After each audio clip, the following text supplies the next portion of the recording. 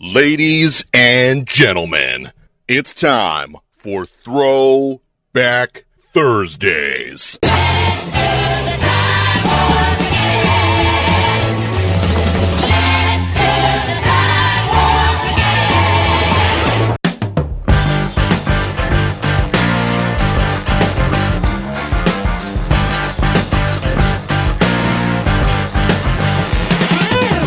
You are listening to 104.1 KQTH Tucson's News and Talk. I am the beautiful man. The sexy sidekick is close at hand, Mr. Charles in charge. Taking your calls at 751-1041. This, my friends, is Throwback Thursday, the day where you, the listening audience, gets to participate in the James T. Harris Show. It is the Throwback Thursday request thread, which you can find on my Facebook page at Ross Williamson. Anything from the 1960s, 70s, 80s, and 90s.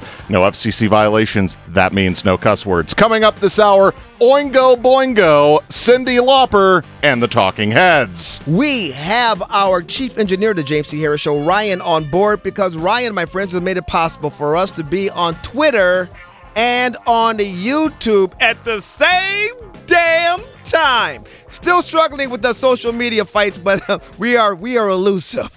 I don't know if our audience will be able to find us, but that's where we are today. We're on Twitter and we are on YouTube. Yes, you can find the page. Sorry about the wig, everybody. It's on now. You can find it at the 1041 KQTH YouTube page. It is literally the title, James T. Harris, today's date, and the hour we are in. That would be 5/4/17, 2 p.m. My friends, today is a day of celebration. That's right. It's a celebration. The celebration! Thank you. Why? Why? Well, repeal and replace passed the House today. Oh, my God! Oh, my God! It was pulling teeth. It was, I think they needed 217 votes to pass the thing, and they got 217 votes. All right, right now on the line, we have Representative Gosar. He has helped us understand what's going on through this whole thing. He is a member of the Freedom Caucus. I don't even know if he voted for it. I think he did. Why don't we ask him? Representative Gosar, welcome to 104.1 KQTH. Thanks, James. Certainly appreciate you having us on. Absolutely. Did you vote for this? I did, and it only took 216, but we got 217. Oh, we got two. Oh, and thank you for the correction. It took 216, Ross. We got 217. Well, that extra vote, we a little extra padding. Well, congratulations, Representative Gosar. I know that the Freedom Caucus took a hell of an unwarranted beating. It wasn't fair, but it was part of the process. And you guys did a lot to make sure that the American people would not have to be still suffer under these high premiums. And I know that there was some last minute wrangling with the moderates, but actually this was exciting to see it get through. It was, James, but let me be perfectly clear to everybody. This is not a full repeal of Obamacare. No, it's not. not. Let me repeat that again. It's not a full repeal. But what ends up happening, and this was an emergency measure to help rescue the American public that are being actually killed by Obamacare. We're seeing insurers leave the marketplace. So what good does it do if you have a piece of paper that you can't see anybody or get any health care, and your premiums and your deductibles far exceed what you can afford to pay? So what we held out for, James, was to make sure that we had affordable, lowered premiums, choice, and starting to see some changes in a marketplace that hasn't seen changes in over 40 years, so that it becomes customer-friendly, customer service, and customer-central. A lot of people are complaining that, why should government be involved in healthcare in the first place? And I imagine in a perfect world, you would probably agree with that sentiment. But we're not in that world. Yesterday, I played the 10-minute track of Ronald Reagan warning America what would happen if we allowed socialized healthcare in the door. It's in the door, and it's pretty much in the house. Given that, how good was this at least protecting some freedoms, some liberties for the American people? It definitely does that, because it returns to federalism, James, because we're going to empower states. This, if you go back to 10th Amendment rights, they were insurance and health care. So this is really important. That this was one of the biggest change. We incrementally brought the federal government in since 1964 with Medicare. So from that standpoint, we've got to devolve it back. But we have to empower people and patients and doctors so that everybody competes, and then insurance companies for that matter, so that it centralizes that focus on the individual and their individual healthcare needs. But it also empowers patients to accept and be part of their healthcare, because we can't fix this unless they're part of that solution. So this is a great start that we got here. Like I said, is in my press release, a down deposit on how do we get healthcare back. But you're exactly right. We have to incrementally empower, build, and get a marketplace back that serves the people and have the people be the central focus. One of the things that I really enjoyed, even though it was, this is just the first stage of a 3-step process. I really enjoyed the fact that the White House made a big deal out of it, had the buses, the police cars going down. Everybody came over to the White House, had a big fat party, sort of like an in your face. But it was like that whole process. It points to the politics of this, of it being a win. If anything else, the Republicans finally came together, because all of the angst, if you will. I mean, the Democrats really refused to take part in this. So these were the different factions of Republicans trying to make sure that their constituents' interests were met here. In that, Representative Gosar, was this a big political win for the Republicans and for the president? Well, I think it gets back to us, James, the old adage is if you have good process, you have good policy, leads to good politics. And at first, it didn't start off that way. It was very poor policy and process, and it had obviously poor politics. But we started to listen, and there are so many people that have advantageous views and expertise in these arenas that we've finally listened. And I've got to give credit where credit's due. Mark Meadows and Tom MacArthur really sat down, because the real drivers of Obamacare is that everybody has to be treated the same. And so instead of, that person that has cancer into a high-risk pool where you can take the assets and allocate them so they get better treatment, everybody has to be treated like they have cancer. And that's not how insurance works. No, that's not. And so the intention was to break this and make a single payer.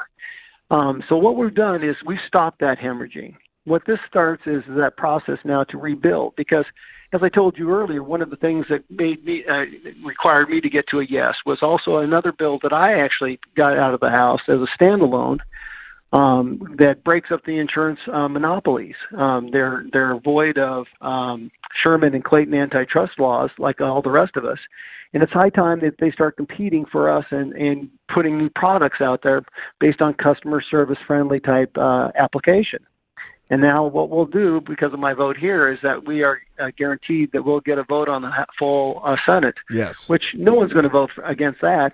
And so we're going to see true competition start to return into this marketplace so that we can invigorate that and empower patients. You talked about the next step. The next step, of course, is for it to go to the Senate. Now, the mainstream media, which I do not trust, is reporting that in the Senate is dead on arrival. But I don't think that's true. I think that there really is an opportunity. I mean, they're going to come up with their stuff. Then, of course, you guys will meet in committee and then hammer that out. Am I right about that? No. So you're close. But okay. What we suspect is going to happen is that all the different processes that the House has put forward will in some way probably be incorporated into a bigger bill at the Senate level. There are things that we cannot add because they would actually be fatal to the process called reconciliation. Correct. If they're fatal, then you got to go back to the 60-vote threshold and you've lost the whole process. But this is the first step. There are things that the senators can actually add that if we would add, it would make the process fatal.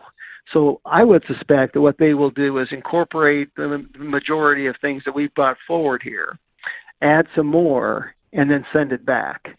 And then we'll have to be an up or down vote on what they send us back. So it's going to be very important for citizens to come back to us, come back to our senators, hold us accountable, and make sure that they understand that the process has to be a process where we see lower premiums, building a better marketplace, and having choice of our treatment. At some point, is this going to have to cross a 60 vote threshold, or are they going to try to change that?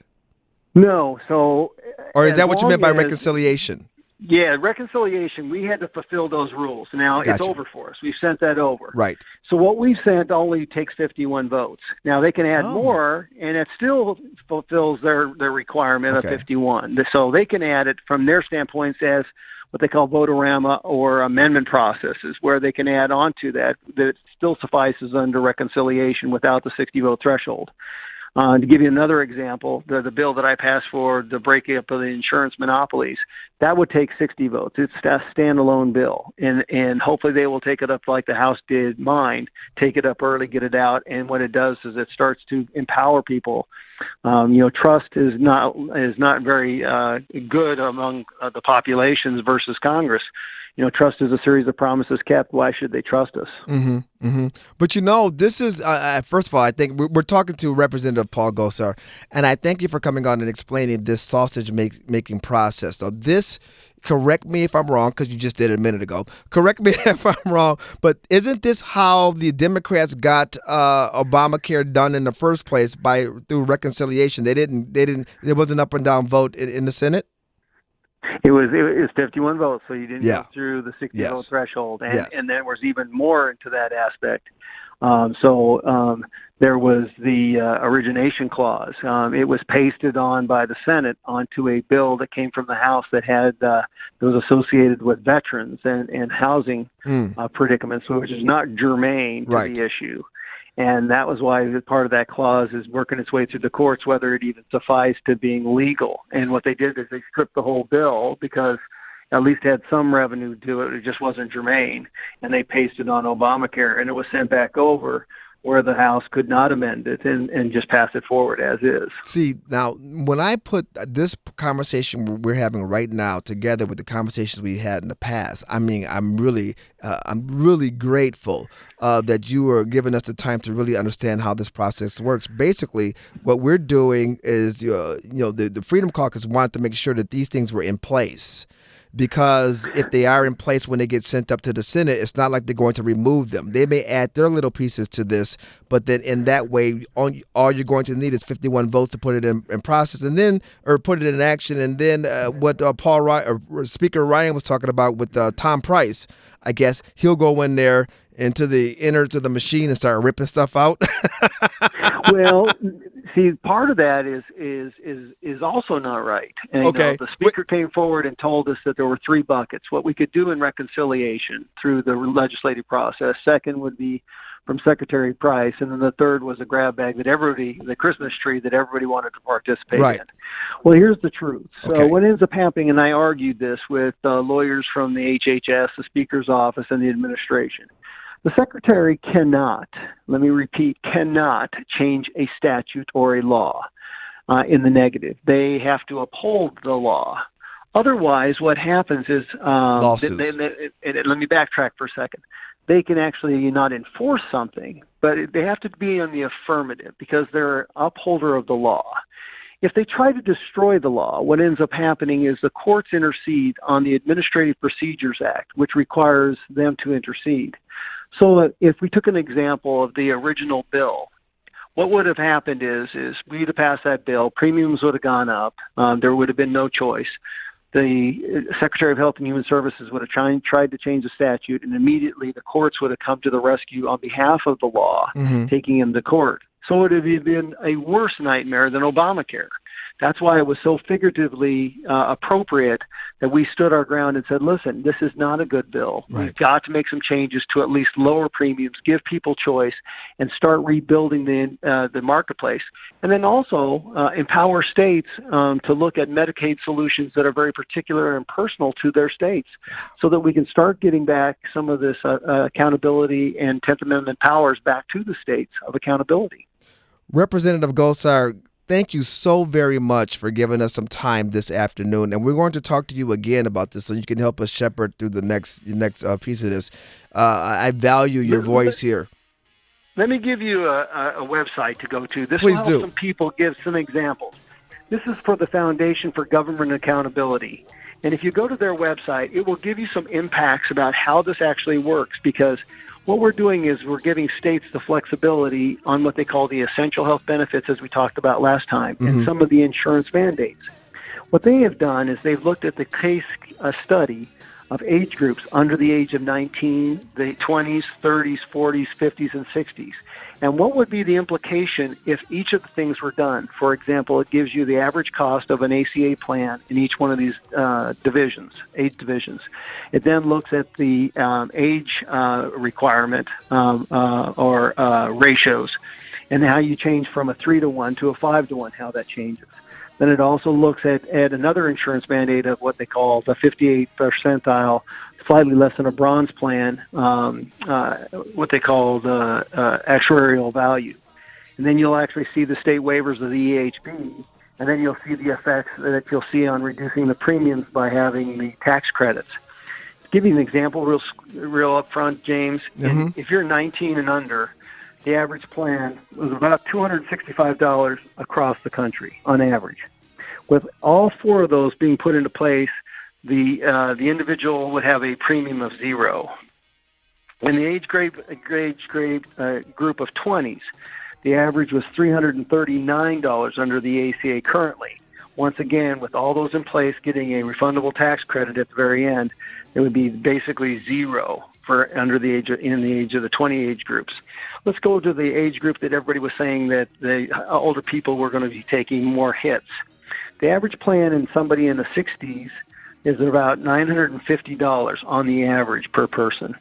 This would bring it down to $371. So this is what we were talking about, and this is just the start of the process. What I mean by that is we've had a negligent and static insurance marketplace. What we're doing now is empowering people to have bigger health savings accounts, the refundable tax credits, and some choices here. Absolutely. Plus making sure that no one falls through the cracks. This is as close as you're going to get to guaranteed issue for people with pre-existing conditions. But it also gives them the revenue and the oversight so that people will actually compete to give them better quality care, better treatments that are cutting edge, and empowering people to forthright own their health care. Representative Gosar, I'm up against the wall. Give me that website one more time. Go to the Foundation for Government Accountability. If you just plug that in, it'll pop it up. It says 4 ways patients can substantially lower their premium. The Foundation of Government Accountability. Thank you very much for your time today, sir. James. And we lost him. Oh, my friend. I'm going to get your reaction when we come back today. The Obamacare went down, was repealed and replaced the first stage. We have 2 stages to go yet, but still your reaction, 520-751-1041. You're listening to 1041 KQTH. It's a dead man's party. Boingo, boingo on Throwback Thursday.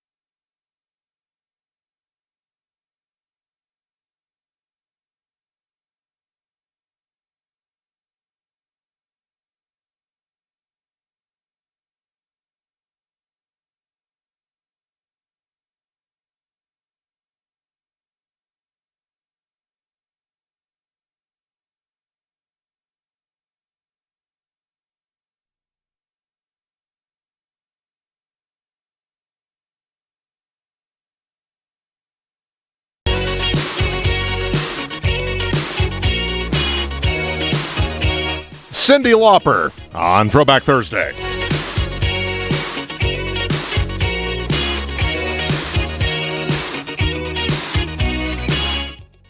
You are listening to 104.1 KQTH, Tucson's News and Talk. You know what? I'm going to open up the phone lines. I already did.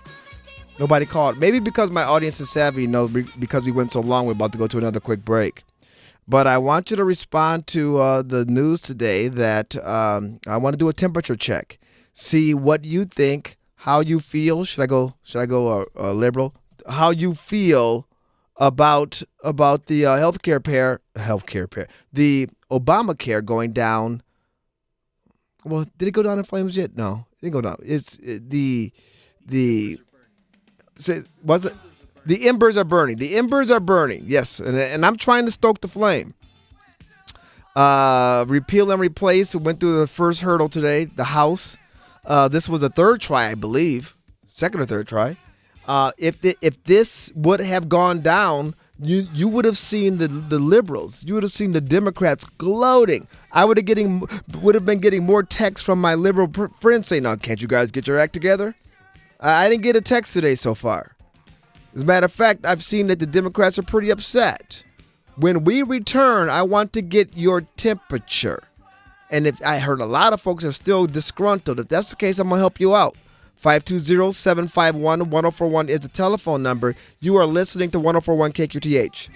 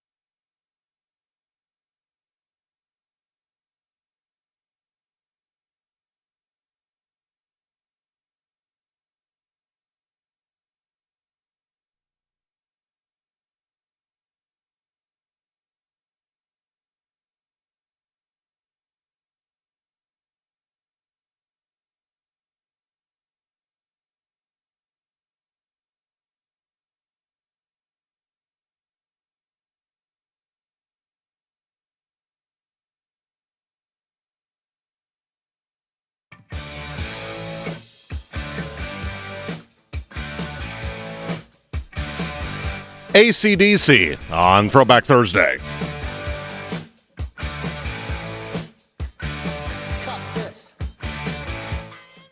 You are listening to 104.1 KQTH.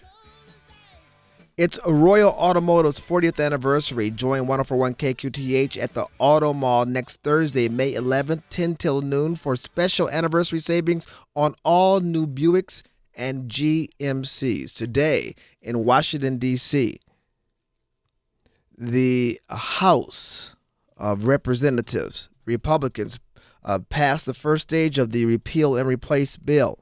Now, we just had Representative Gosar on. He said, and he repeated himself, by no means is this a repeal. This is not a repeal, but it is quite obvious that many in Washington, D.C., on our side of the aisle are want to keep some facets of Obamacare. And yet, there was enough fundamental changes coming out of the House where you could effectively say this is no longer Obamacare. Some of the key tenets of Obamacare have been removed.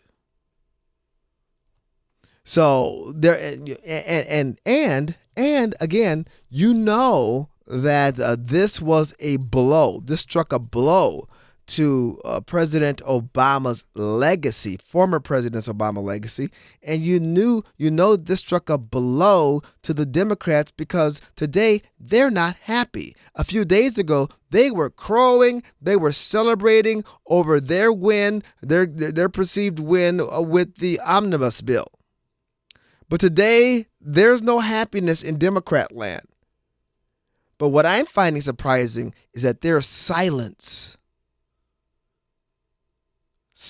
among my audience. Nobody is called in. Nobody. Charles, anybody? Charles said nobody. And that's disappointing. That's disappointing. That shows me that we have not learned our lesson yet. Nancy Pelosi, she's talking. Nancy Pelosi called in. Here's what she's saying. Let me just say that they have this vote tattooed on them. Mm-hmm. This is a scar they will carry. So it's their vote. Right. It's not the Senate vote. No, it's not. It's their vote Right. they are taking. Right. So that is really a poor choice, cowardly choice, I might add. Why would they vote for it if they don't think it's worthy of support because the Senate won't change it? From what I hear the Republican senators saying, they don't have any interest in passing this bill as is. They don't. This isn't about politics. This is about the American people. No, it's not about It's about a pillar of economic and health success, a health security for America's families, Social Security, Medicare and Medicaid, the Affordable Care Act.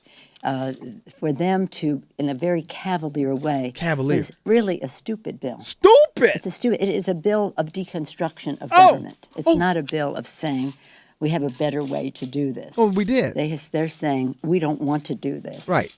She said there was a stupid bill. This is a bill of the deconstruction of government. Yeah, pretty much. You know, we didn't go far enough with that. But yes, Nancy, this was a deconstruction of government, big government. And to that, I say amen and boom shakalaka. Absolutely, I do. And amen and boom shakalaka. Can you give the Lord some praise in here today? Yes, we can. Hallelujah. Yes, we can. Thank you, Jesus. See, my friends, you need to understand something here. A win is a win is a win, even if it's an ugly win. Just ask LeBron James. A win is a win is a win. I'm still stuck on last year's series. You know. Yeah, when they kicked that dude out so they could win the game. You mean because he was kicking people in the junk repeatedly and finally just got thrown out after all his offenses? A win is a win. That's right. Justin, welcome to 104.1 KQTH. Hey, James. How you doing, Justin? I think why a lot of people are calling in and making is I don't fully understand what was taken out, what was left in, how is it going to affect me, how is it actually different than what it was before. That's a very good point. It's a very good point.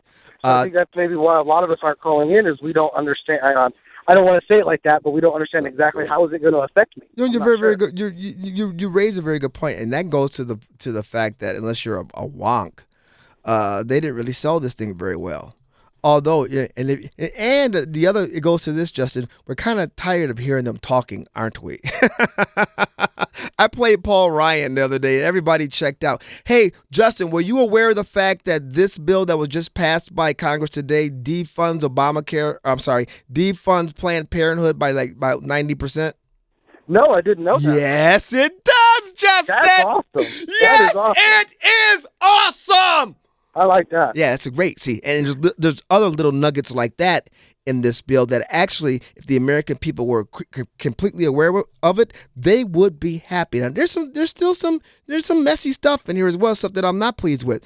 But what about the mandate? Because I mean, I'm young. The mandate is gone. However, I didn't see how that was American. How are you going to force us as American to buy something? Well, see, it's un-American. The mandate is gone, but it's been replaced with something that is kind of shiggity. I'm gonna be honest with you. They're saying that if you don't sign up for insurance after the first 65 days of not having it, you have to. Once you get insurance, you have to pay some type of a fine or penalty or something like that. Something that's kind of like nonsensical. Like a late enrollment penalty for Medicare. Sort of like that. But and you may say that's 6 in one hand, half a dozen in the other. But the mandate, the penalty, the fine thing, that's gone. Yeah. I mean, I know it sounds dumb, but me as a young person, I didn't really want health insurance. It's not dumb at all. I had my daughter. That's not dumb at all. When I had my daughter, I was like, okay, well, I want health insurance just in case something happens. Exactly. But me, myself, I was a bachelor living by myself. I got hurt. Right. I mean, that's the way I looked at it. And that's the way you should look at it as an American. Now, some people say, James, that's not responsible. Everybody should have well, maybe everybody should have insurance. However, there should be freedom of choice. I love it how people want to say you have freedom to choose. You have freedom to choose when it comes to killing your baby, but you don't have a freedom to choose when it comes to buying health insurance. Please. And the only reason why they were doing that, Justin, because they needed your young self to pay for them old people. See, I actually take phone calls for a job for a healthcare provider. I do provider. Don't name them. No, I'm not going to. I'm not that dumb. But I got an argument with someone at work here because I heard about it. I was like, hey, this is probably a good thing. And they're like, no, it's not. Yeah. My insurance is going to go up for it. No, it's not. She said that the government, it's a government's job to take care of its people. No! Like, to a certain point, I can see, okay, make sure we're not out killing each other, make sure we're not mass rioting, but they're not even checking that now. It's not the government's job to take care of its people. You need to tell that coworker of yours to listen to the James T. Harris show because we deal with that stuff. We played Ronald Reagan, who said, this is the way people are going to get you hooked on healthcare. They're going to spread the lie that government is responsible for helping people, and you're cold and you're not, compassionate if you don't use other people's money to help other people. It's garbage. That is not the role. There's another conservative talk show host, but mainly does things on the internet and stuff. He's from Canada, who lives now as an American citizen. And his point of view is he doesn't want the government touching healthcare at all. He says he could see was what it did in Canada, and it ruined it. People from Canada come here to get healthcare. Right. This is what I was talking to Representative Gosar about. I'm like, in a perfect world, government would be just as involved with healthcare as they are with car insurance. Because once they get involved with it, it's no longer insurance. You can't have what is it called, that preconditions. If you are, you can't get life insurance after you're dead. You see? Yes. You can't get insurance for your car after it's been wrecked. It's like, so if you're gonna insure a car that's wrecked, if you're gonna insure somebody after they're dead, then that's no longer insurance, is it, Justin? No. And that's the problem here. Thank you very much for the call, my friend. That's the problem. People trying, just like they've redefined all kinds of stuff. We redefined all kinds of stuff under Obama. We redefined gender. We redefined marriage. We redefined, boys and girls' bathrooms. And then we redefined insurance. But this is the best we can get for right now. Baby steps. Jennifer from the great state of California. Welcome to 104.1 KQTH. Hey, James T. Thanks for having me on. Absolutely. Told you I'd find you again. We're all following. Fantastic. That's not going to stop. So I just want to let you know, okay, so I'm a realtor, okay? And, I've had some friends explaining to me, why do you think that more choices is, why do you think that's going to lower premiums? And I said, well, let's just put it this way. Let's put it into this analogy. Let's say you can only buy homes in this one city, okay? That's the only place anyone can buy homes. How expensive do you think those homes are going to be? So let's explain this. Okay, compare homes is insurance. And then you have more of a choice of different insurances that you have to choose from. And you're wondering how premiums are going to lower. That's how, because there's competition. And people don't understand They that. don't understand it. And that's, probably part and parcel to our education system and all that kind of stuff. We don't teach economics, macro or micro. We don't teach any of that stuff anymore. We've dumbed down the society, and we don't take the time to explain these things. But you know what, Jennifer? Well, it's scary that I have to explain that to adults. It is scary, and yet, you are in the position to do it. So God bless you. And I'm doing it. And continue to do that, Jennifer. Thank you very much for the call. Let me see here. Oh, we had to take this right. We had to go right now. All right. We got a couple of callers. Hang on the line, my friends. I'm going to get to you right when we come back. You're listening to 104.1 KQTH. Eddie Grant, we're going down Electric Avenue on Throwback Thursday. Lots of work to be done. No place to hang out or washing. And then I can't blame all on the sun. Oh no, we're gonna rock down to Electric Avenue.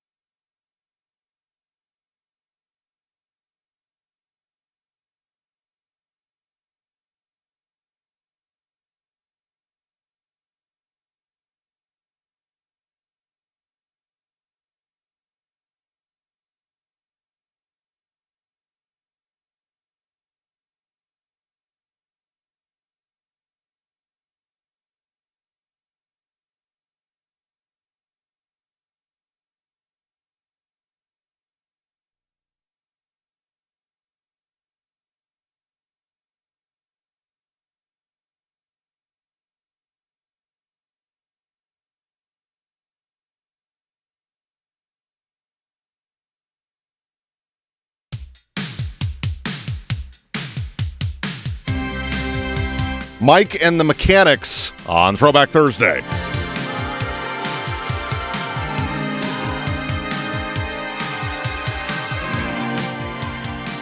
We are getting your reaction to the passage of the repeal and replace bill today in Washington, D.C. The White House is celebrating. Paul Ryan, other heavy hitters, congressmen were at the White House. They had a press conference. It was pretty in your face. It was great. It was great. Shalita from New Mexico, welcome to 104.1 KQTH. Oh, hi, James. How you doing? Fantastic.